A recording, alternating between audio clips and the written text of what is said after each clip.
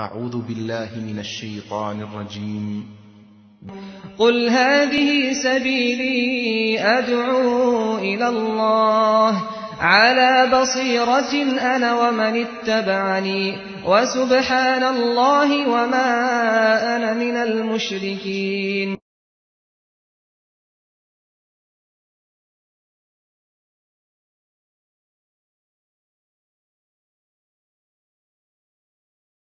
إن الحمد لله نحمده ونستعينه ونستغفره ونؤمن به ونتوكل عليه ونعوذ بالله من شرور أنفسنا ومن سيئات أعمالنا من يهده الله فلا مضل له ومن يضلل فلا هادي له وأشهد أن لا إله إلا الله وحده لا شريك له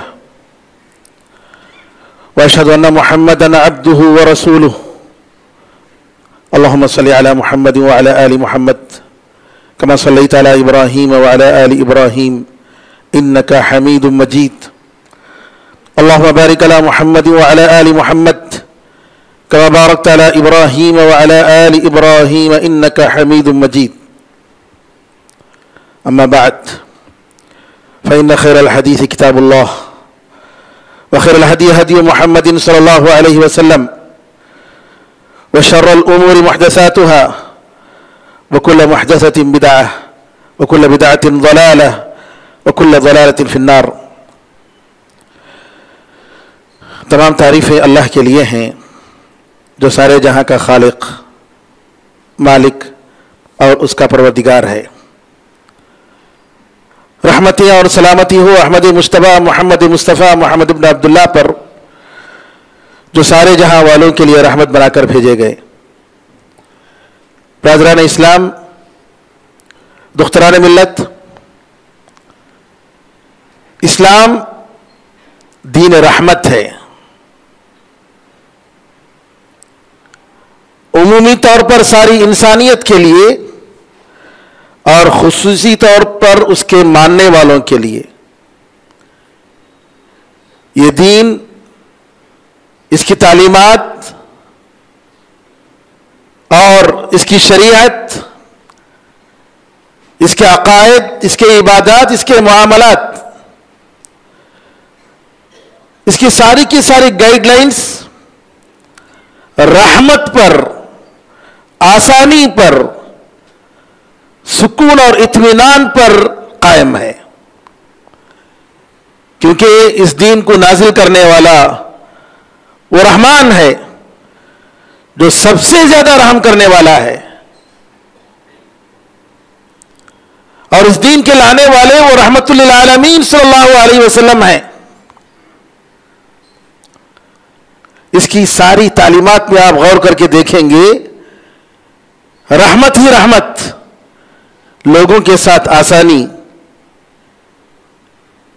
پریشانی اور کسی قسم کی زحمت یا تکلیف نہیں ہے. یہ اللہ کا بہت بڑا احسان ہے اس دین پر. لیکن جب اس کے ماننے والے اسلام پر صحیح طریقے سے عمل نہیں کرتے ہیں، اسلام کی شریعت کو چھوڑ کر کہیں اور سے گائیڈ لائنز لینا چاہتے ہیں، تو اس رحمت کے خلاف دوسروں کے سامنے مثالیں پیش کرتے ہیں. آئے دن دیکھ رہے ہیں کہ خواتین،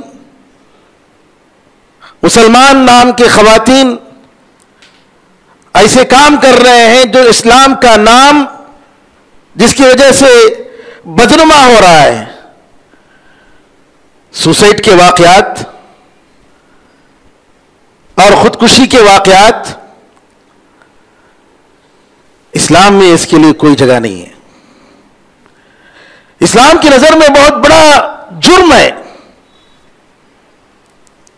ایک شخص میدان جنگ میں نبی کریم صلی اللہ علیہ وسلم کے ساتھ بڑی پہلوانی کے ساتھ، بڑی ہمت کے ساتھ دشمنوں کے صفوں میں جا کر دشمنوں کی صفائی کر رہا تھا. لوگوں نے کہا، ارے واہ، کتنی ہمت سے لڑ رہا ہے. نبی کریم صلی اللہ علیہ وسلم نے کہا ہے کہ یہ دوزخ میں جائے گا. ایک صحابی کو سن کر تعجب ہوا, اتنی پہلوانی کے ساتھ اپنی جان کو خطرے میں ڈال کر لڑ رہا ہے, کیوں دوزخ میں جائے گا؟ پیچھے پڑ گئے, دیکھیں کیا حقیقت ہے. دیکھتے ہیں کہ لڑتے لڑتے زخمی ہو گیا, چوٹ لگ گئی, زخم کو برداشت نہیں کر پایا, صبر نہیں کر پایا, اپنی ہی تلوار کو اپنے میں سینے میں رکھ کر اپنے آپ کو ختم کر دی. نبی کریم صلی اللہ علیہ وسلم کے پاس یہ صحابی آ کر کہتے ہیں اشہد انک رسول اللہ, میں گواہی دیتا ہوں کہ آپ اللہ کے واقعی سچے رسول ہیں. کہا کیا بات ہے؟ کہا آپ نے اس کے بارے میں کہا کہ یہ شخص دوزخ میں جائے گا. میں نے سوچا کہ کیوں یہ دوزخ میں جائے گا, میں نے اس کے پیچھے پڑا, دیکھا کہ ایسا ایسا واقعہ ہوا. میرے بزرگوں, قرآن میں اللہ تعالیٰ فرماتا ہے لا تقتلوا انفسکم ان اللہ کان بکم رحیما, تم اپنے آپ کو قتل مت کرو, بے شک اللہ تعالیٰ تمہارے ساتھ بڑا رحم کرنے والا ہے. اسلام کی تعلیمات میں یہ ہے کہ لا یکلف اللہ نفسا الا وسعها, اللہ کسی انسان کو, کسی جان کو اتنا ہی حکم دیتا ہے, آرڈر دیتا ہے جتنی اس کی طاقت ہے. شریعت کا حکم ہو, تقدیر کے فیصلے ہوں, اللہ تعالیٰ کو سب معلوم ہے. انسان کو اس کی جان, اس کی استطاعت سے بڑھ کر اللہ نہیں دیتا ہے. سوال یہ ہے کہ آج کا زمانہ جس طریقے سے ترقی کا زمانہ, ٹیکنالوجی کا زمانہ, لیکن اس زمانے نے کیا دیا؟ ایسی چیزیں عطا کی اس زمانے نے. اب تو گھبرا کے یہ کہتے ہیں کہ مر جائیں گے, اب تو گھبرا کے یہ کہتے ہیں کہ مر جائیں گے, مر کے بھی چین نہ پایا تو کدھر جائیں گے؟ میرے بزرگوں, ہمارے اسلاف کا دور کتنا بڑا سنہرا دور تھا. لوگ ملتے جلتے تھے, ان کی اولادیں ایک ہی دادا نانا کے ساتھ زندگی گزارتی جی, سب مل جل کر بچے اکٹھے ہو کر کھیلتے, آپس میں محبت کا ماحول, پڑوسیوں کے ساتھ اچھا سلوک, ایک دوسرے کے ساتھ ہمیشہ تعلق, شرم و حیا کا ماحول, معصومیت اور اپنائیت, صبر, توکل, ایثار و قربانی, مہمانوں کے ساتھ اچھا سلوک. لیکن آج کا زمانہ وہ زمانہ نہیں رہا. اتنی بڑی ترقی کے باوجود کیا دیکھ رہے ہیں؟ ہر آدمی اپنے آپ میں مگن ہے, دوسرے کے لیے وقت نہیں ہے. موجودہ دور میں ہر ایک کے اختیارات اور ترجیحات, پریفرنسز بڑھ گئے ہیں, الگ ہو گئے ہیں.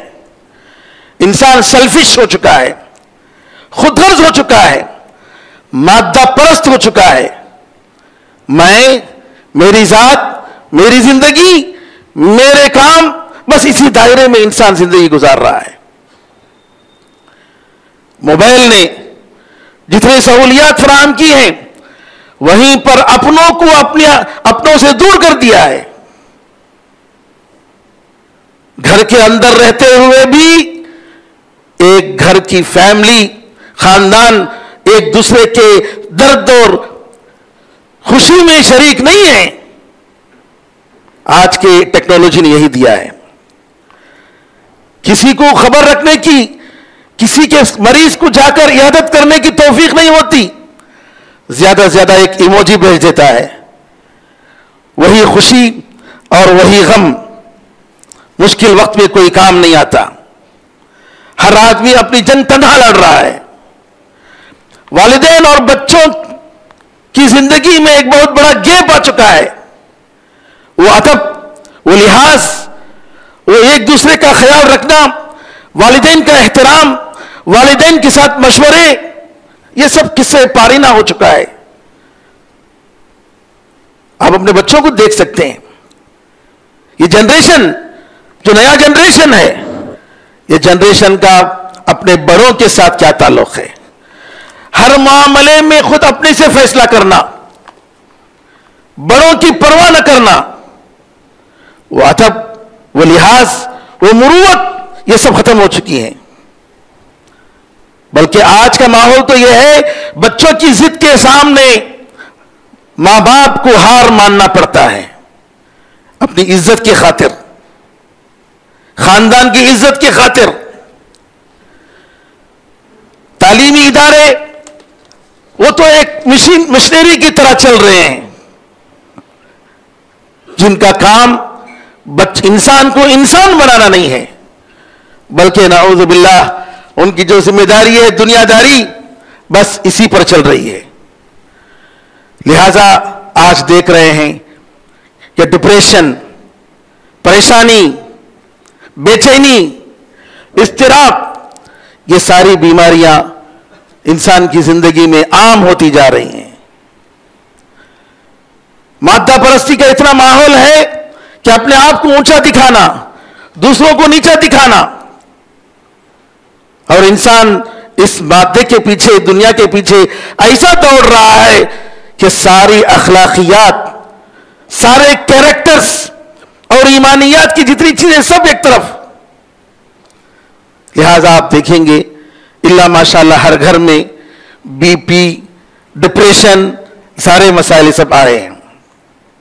میرے بزرگوں، بھائیوں بہنوں، یہ دنیا کی زندگی ہے، یہ کوئی جنت نہیں ہے۔ اور اللہ تعالیٰ نے بتایا کہ اس دنیا کو ہم نے آزمائش کے لیے پیدا کیا ہے،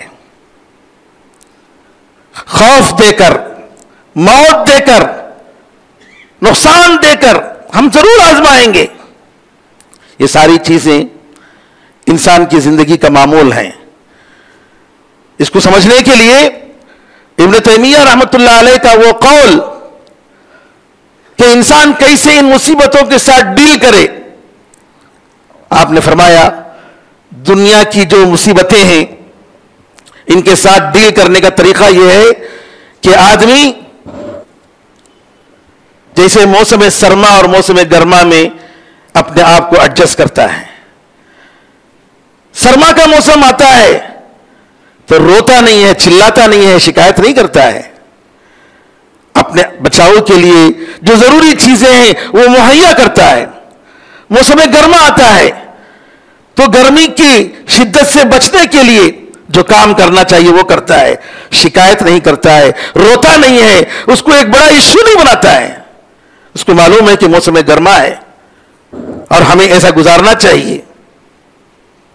بالکل اسی طریقے سے مصیبتوں کے ساتھ ایک انسان کو ڈیل کرنا چاہیے، چاہے وہ کسی اپنے رشتہ دار کی موت کی مصیبت ہو، تکلیفوں کی مصیبت ہو، تجارت میں خسارے کی مصیبت ہو، تعلیم کے میدان میں فیل ہونے کی مصیبت ہو، یا خاندانوں کے ٹوٹنے کی مصیبت ہو، کچھ بھی، ساری مصیبتوں کے ساتھ ایک مومن کو کیسے ڈیل کرنا چاہیے، اسی طریقے سے ڈیل کرنا چاہیے۔ لہذا انسان اگر ان پریشانیوں کے ساتھ اپنے آپ کو ایک بڑا پہاڑ بنا کر ان پریشانیوں کو اپنے دل میں بسا لیتا ہے، اسی کی فکر کرنے لگتا ہے، اسی پر سوچنے لگتا ہے، تو نفسانی طور پر وہ بیمار بن جاتا ہے۔ وہ بچہ اگر آپ اس کو پڑھا دیں، یہ دیکھو وہاں بھوت ہے، اس جگہ میں نہیں جانا، اب اس ذہن میں، اس بچے کے ذہن میں وہاں جانے سے، حالانکہ وہاں اچھی چیز ہے، کوئی چیز نہیں ہے، کوئی غلط چیز، کوئی نقصان دہ چیز نہیں ہے، لیکن آپ نے اگر اس کے دل میں بٹھا دیا کہ وہاں بھوت ہے، وہاں نہیں جانا ہے، تو ہرگز نہیں جائے گا۔ بالکل نفسیاتی مریض کی وہی بات ہے، اپنے دماغ میں انسان بٹھا لیتا ہے۔ نفسیاتی بیمار جو ہوتے ہیں وہ حقیقت میں بیمار نہیں ہوتے، ان کا دماغ، ان کا دل بیمار ہوتا ہے، اس میں تصورات جو ہوتے ہیں وہ سوچتے ہیں کہ وہاں غلط چیز ہے، اس لیے وہ اچھی چیز کو دیکھتے ہوئے برا سمجھتا ہے۔ اور اس طریقے سے لوگ آج کے زمانے میں کہتے ہیں کہ تقریباً 350 ملین سے زیادہ لوگ یہ ڈپریشن کی بیماری میں مبتلا ہیں، نفسیاتی بیماری. اور نعوذ باللہ یہ حالت اگر رہی تو کیا ہوگا میرے بھائیوں، سوائے اس کے کہ انسان اپنے آپ کو وقت سے پہلے ہی اپنے آپ کو برباد کر لے، اور اس قسم کے واقعات نعوذ باللہ روز مرہ دنوں میں بڑھتے جائیں.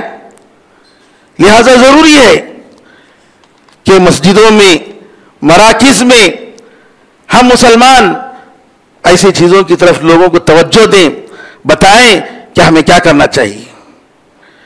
انسان کے اندر جو ڈپریشن اور یہ پریشانی، اضطراب، یہ جو کیفیت آتی ہے اس کے کچھ اسباب ہیں. سب سے پہلا سبب ایمان کی کمزوری.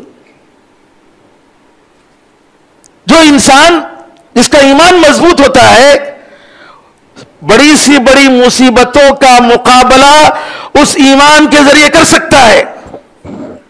ابراہیم علیہ السلام آگ میں کودنے کے لیے تیار ہو گئے. آگ کیا چیز ہے معلوم ہے، لیکن ایمان، اللہ پر ایمان. میں اس توحید کے لیے اپنے آپ کو قربان کرنے کے لیے تیار ہوں. نبی کریم صلی اللہ علیہ وسلم انسانیت کے داعی، رحمت للعالمین، پتھروں سے مار کر لہو لہان کیا جاتا ہے، لیکن اس مصیبت پر آپ کے ساتھ جو ہوا اس پر نہ اپنی قوم کو بددعا دیتے ہیں، فرشتے اتر کر آتے ہیں، اگر آپ اجازت دیں تو ان دونوں پہاڑوں کے درمیان ان لوگوں کو ہم کچل کر رکھ دیں. کہا کہ نہیں، مجھے امید ہے کہ یہ اگر ایمان نہیں لائیں گے ان کی اولاد ایمان لائے گی. اللہ اکبر. یہ نبی ہیں، یہ ایمان. کیسے کیسے صحابی تختے دار پر لٹکایا جا رہا ہے، پوچھا جا رہا ہے کیا تم پسند کرو گے کہ تمہاری جگہ پر محمد صلی اللہ علیہ وسلم کو یہاں پھانسی دی جائے، قتل کر دیا جائے، اور تم آرام سے اپنے گھر میں بیٹھے رہو؟ کیا جواب ملتا ہے؟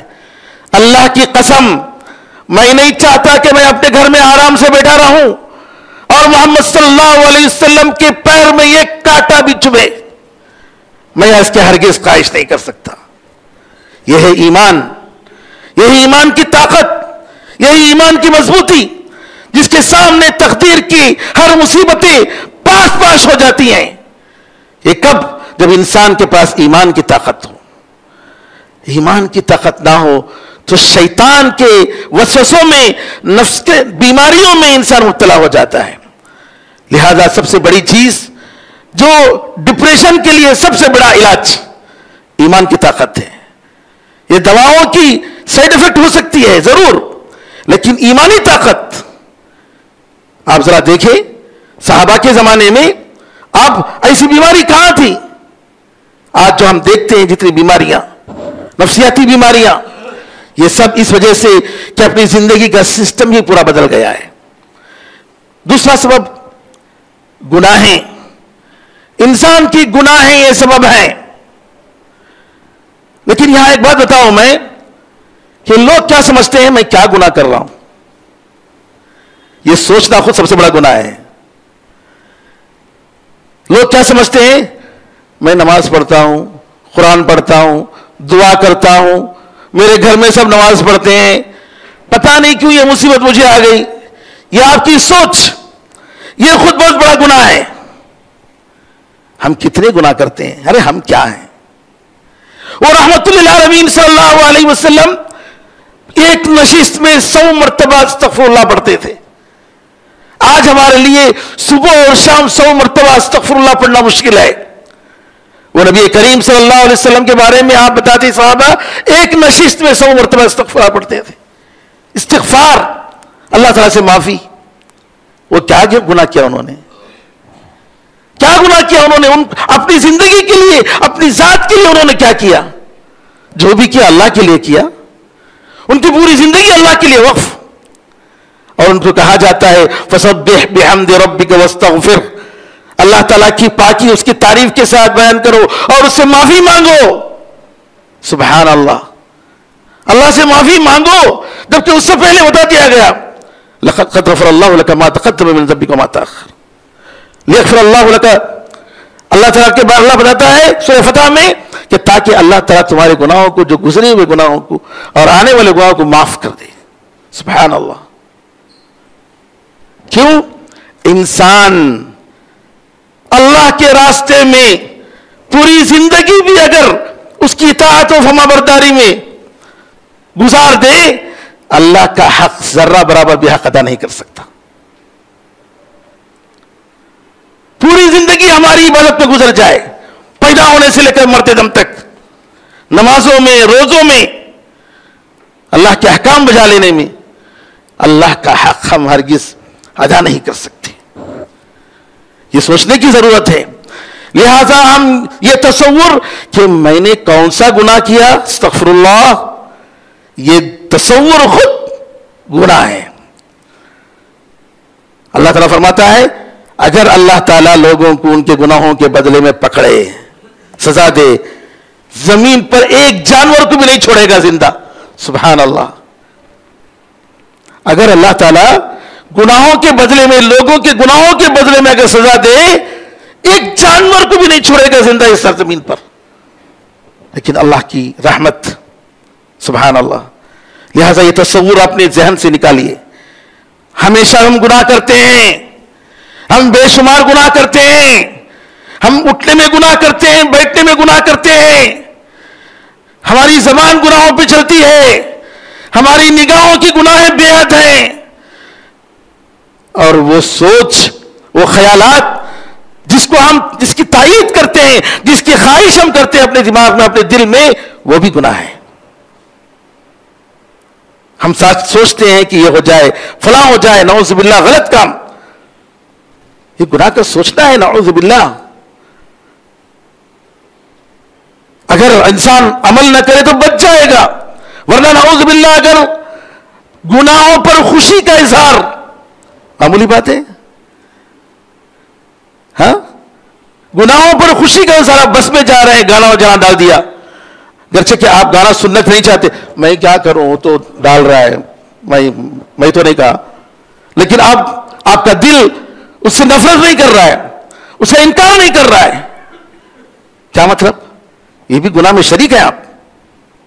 لہذا میرے بزرگوں, میرے بھائیوں, گناہ, آخرت سے غفلت, دنیا, جیسا کہ ہم نے کہا, مادہ پرستی, اور آج کل جو مصیبتیں, جو ظلم معاشرے پر جیسے ہو رہے ہیں, یہ ساری مصیبتوں کی وجہ سے بھی انسان پریشان ہو جاتا ہے.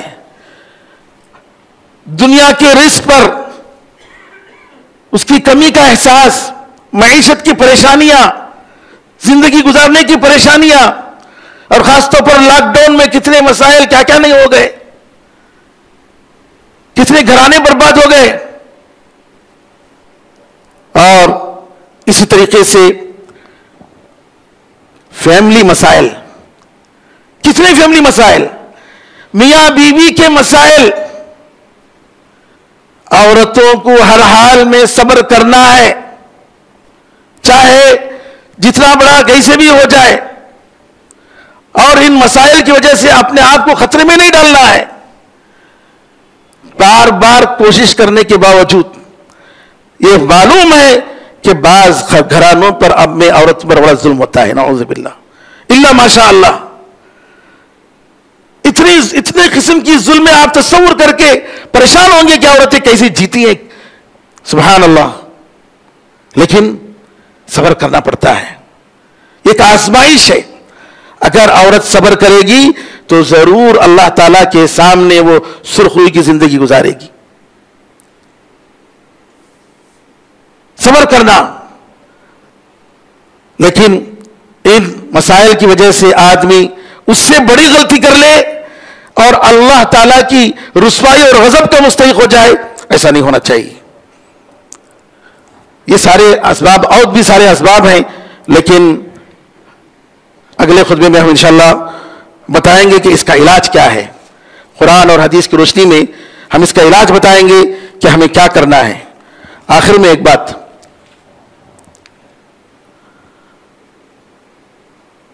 مسلمانوں کے دشمن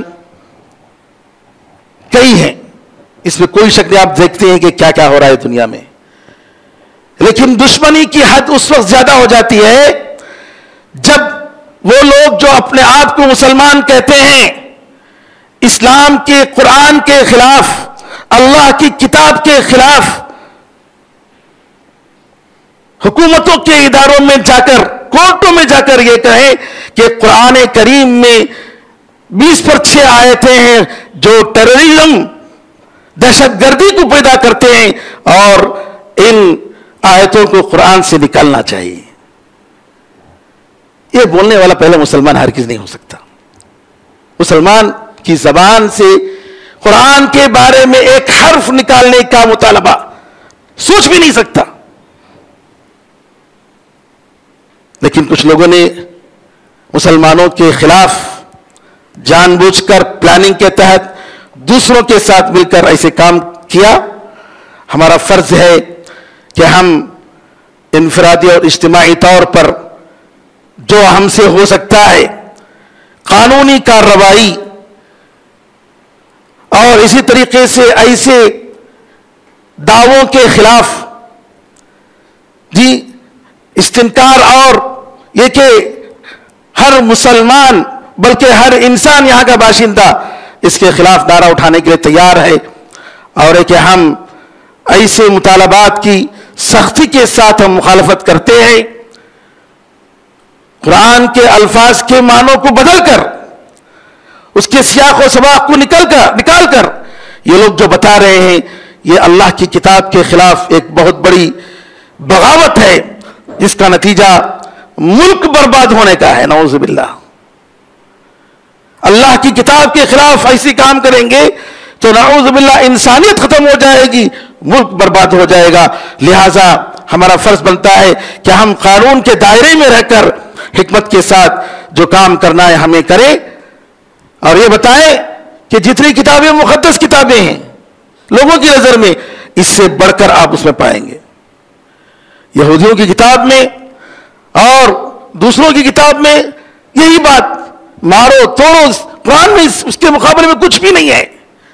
قرآن نے تو یہ کہا کہ اگر مشرک جنگ کے موقع پر آپ سے پناہ مانگے تو اس کو پناہ دو، جنگ کے موقع پر. اور قرآن نے یہ کہا کہ ایک معصوم جان کو قتل کرنا انسانیت کو قتل کرنے کے برابر ہے، سارے لوگوں کو قتل کرنے کے برابر ہے. یہ انسان یہ قرآن دہشت گردی کی دعوت دیتا ہے. نعوذ باللہ من ذالک. یہ ظلم ہے اور یہ ظلم کی طرف دعوت ہے. لہٰذا ہمارا فرض بنتا ہے کہ ہم حکمت کے ساتھ اچھے طریقے سے بغیر کسی لاقانونیت کے قانون کے دائرے میں رہ کر ہم اپنی آواز کو اٹھائیں. اللہ سے دعا ہے کہ اللہ تعالی ہم مسلمانوں کی ساری انسانیت کی معصوم انسانیت کی حفاظت فرمائے، امن و امان کی زندگی عطا فرمائے. آمین یا ارحم الراحمین. بارک اللہ لنا ولکم فی القرآن العظیم ونفعنا وإياکم بالآیات والذکر الحکیم. انہ تعالی جواد کریم ملک رؤوف رحیم رب حلیم.